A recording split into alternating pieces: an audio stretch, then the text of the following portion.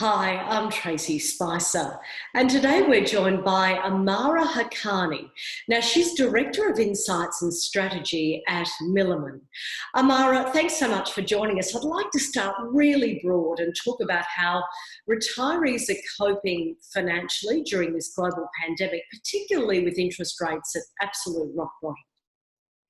Yes, it's a really trying time for lots of people, isn't it, Tracy? But for retirees, I think they are having the double whammy of low interest rates, uncertain, volatile times, and the uncertainty around whether or not their money will last going into into the later years of their retirement.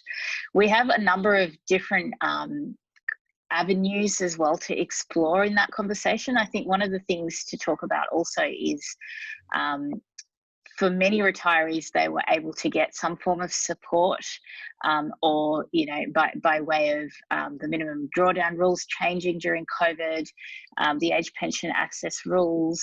But certainly for many retirees that are feeling the pinch is actually more the self-funded retirees who, while some may argue they do have a larger proportion of funds than, say, other retirees that might access the age pension, at the same time, the fear and the uncertainty that self-funded retirees face cannot really be underestimated. And so what happens in a time like this is really much more behavioural than it ever really is necessarily about how much money you might have in the bank.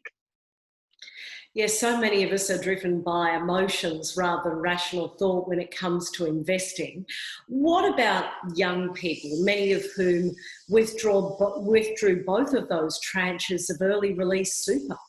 Yeah, they did. And certainly this has been a topic I've been quite passionate about because on one hand, I've been in favour of the early release scheme. I think it's been a really good thing for people who have been, they are really having to choose between which bills they pay.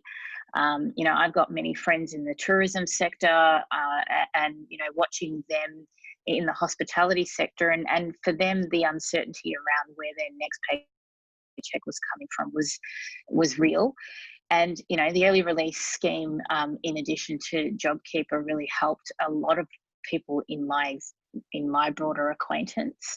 But the thing that it did as well was it created awareness for what super even is. And in a world where super is compulsory, many people think it's a form of tax. They're not quite sure what's going on there.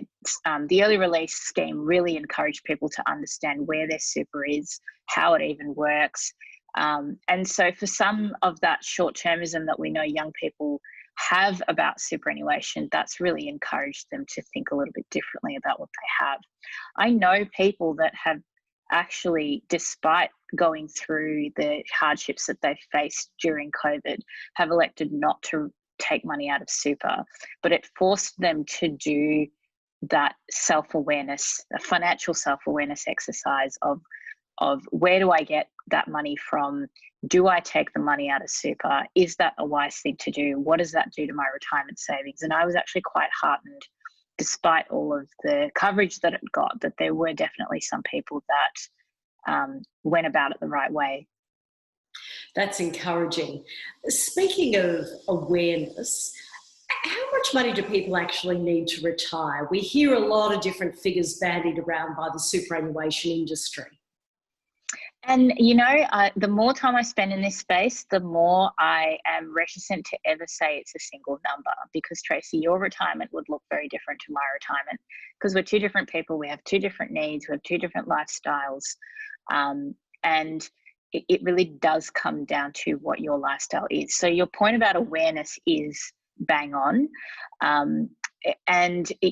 There is...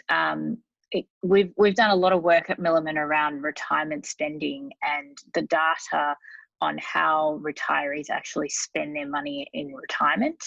That figure has been quite a bit lower than the ASA standard, which is the general rule of thumb that the industry uses. But equivalently, how much people need and how much people want, the conversation around want doesn't happen nearly as much as it could because we there's the money that you need for basics, for essentials, for, you know, food and accommodation. If you're still paying rent in retirement, that's all an essential expenditure.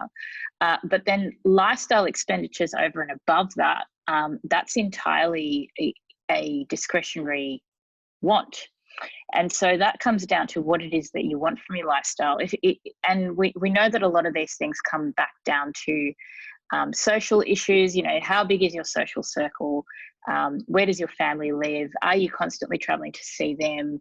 If travel may not necessarily just be the recreational kind of cliche of, you know, of what we expect of retirement travel to be. It might be visiting your family, say.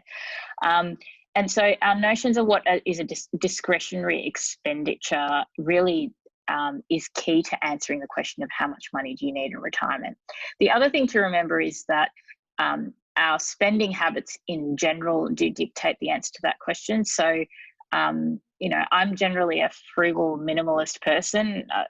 I don't know why. That's just the way I am. I think because I had a spendthrift mum, so I was very keen on not being like her. I don't value possessions.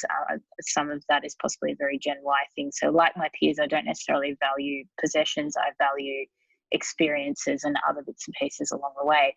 I will probably carry that expenditure pattern and into my retirement. Some other people may not be like that.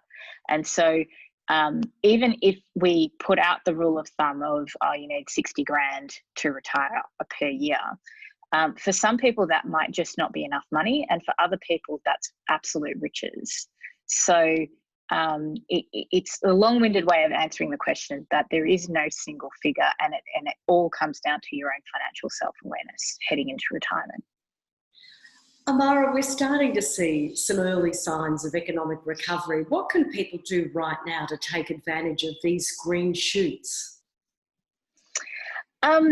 So, I mean, I asked myself that question. For me, it was very, very basic things like refinancing my mortgage. And those are the very, that adage of, you know, take care of the pennies and the pounds take care of themselves, I think is very, very true in these times. It's true for super as well. And so for those people that took money out, now's the time to consider putting a plan together for putting that money back in.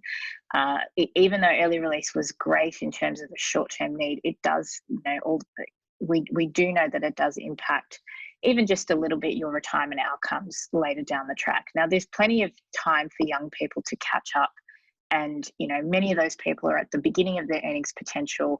It may not necessarily make a dent for some of those people, but it's still a question of making sure that that money goes back in. And I think really positioning yourself to take advantage of the economic recovery is key in general. Staying financially nimble, and I think that is definitely a good place to start.